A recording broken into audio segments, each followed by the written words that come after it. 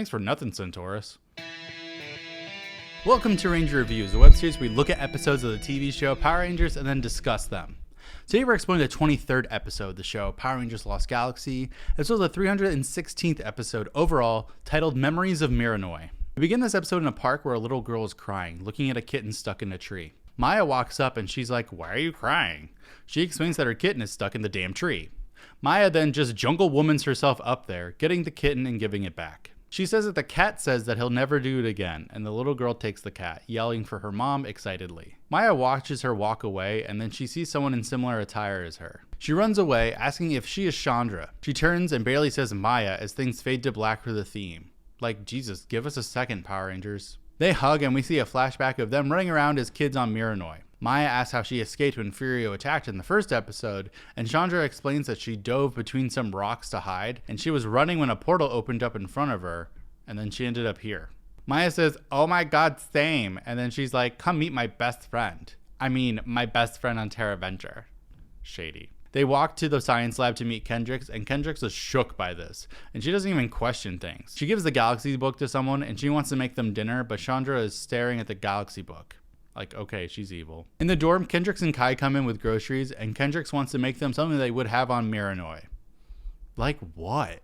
Maya and Shondra are walking together now because this episode is Whiplash, and they remember trying to pull the Quasar sabers as kids. Wait, wouldn't Maya have just pulled hers out then? Kai and Kendrix are done cooking, and Damon and Leo walk in. Maya and Shondra are talking about they wish they could go back to Mirinoi while hanging out in a tree, and Maya vows to go back. In the dorm, Kendrix is blowing out candles, and she's upset because Maya and Shondra didn't even show up. Leo, Kai, and Damon say goodnight to a downtrodden Kendrix, leaving. Maya and Shondra come into the dorm talking, and Maya asks why Kendrix is still awake. Bitch! Maya and Shondra then can't decide who's going to sleep where. Whatever, everyone goes to bed, but it looks like Shondra is actually still awake. She makes sure that Maya and Kendrix are asleep, getting up and leaving. As soon as the door opens, Kendrix's eyes open, but she doesn't turn around, waiting for the door to close. Shondra is running around Terra Venture at night, finding Trakina and Villamax. She is actually Raikon, according to Trakina, who wants an update on what's going on. Trakina demands the Galaxy book, and Shondra's voice goes weird, saying that she's on the way. Trakina then says how the Rangers killed her dad again. Like, we get it. We see some guards playing backgammon, I think, and the one guard leaves to go do his rounds. The elevator dings behind him, and then he turns around. Also, the other guy calls for him to come back already so they can play. He doesn't get a response, and he just keeps saying, "Bob?" over and over again. Were his rounds just like immediately outside that door?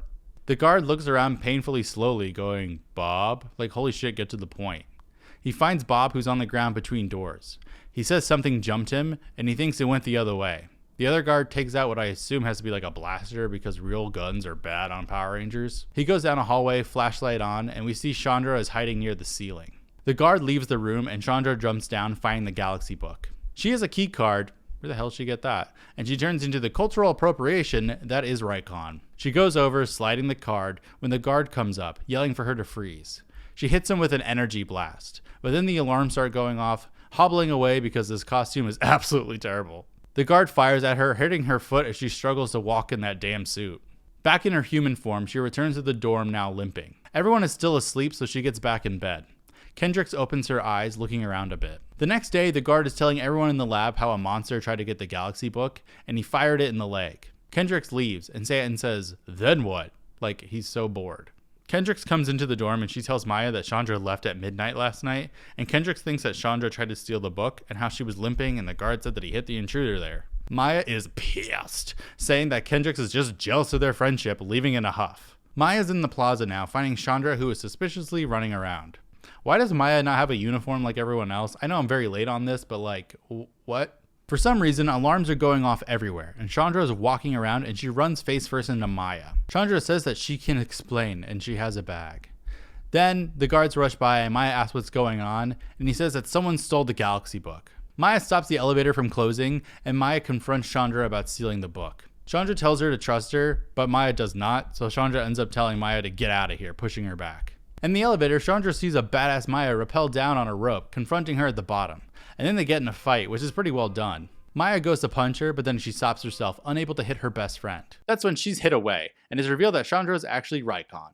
Go Galactic! Maya and Raikon fight a bit, and Maya gets the book away from her, hiding it in a bush quickly before she does a backflip onto this monster's chest. What a weird monster choice for this episode. Maya gets tossed away, and of course here come the other Rangers, and Leo does a cartwheel just to show off. Also, Mike is there. That's nice. Maya explains how that wasn't really Shondra, so they use the lights of Orion, and Mike does his slash thing while the others power up, becoming energy balls and zooming through Raikon, breaking their staff, and somehow that makes them giant.